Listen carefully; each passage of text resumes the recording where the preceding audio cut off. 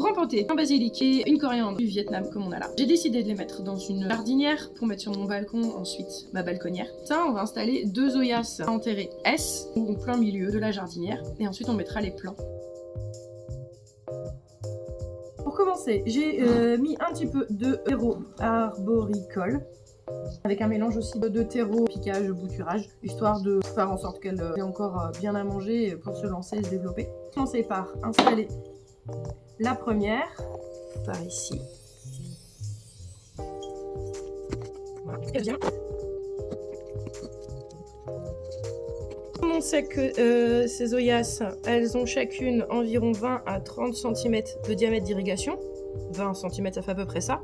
Je sais qu'en mettant ici à chaque fois un plant ou des graines, on va être très très confortable, compris l'été, où chacune en fait va pouvoir aider l'ensemble du bac.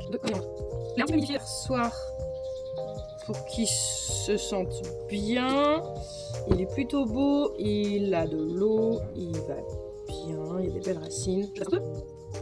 On va installer le basilic, on sait, mais comme en fait, il a pas de match, ils sont hyper difficiles à arroser. C'est vraiment délicat, donc là, une fois installé, ça va se faire tout seul.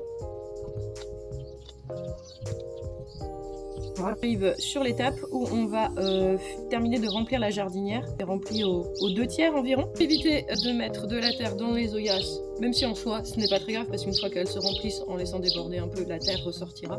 Donc comme on a dit, on va remplir.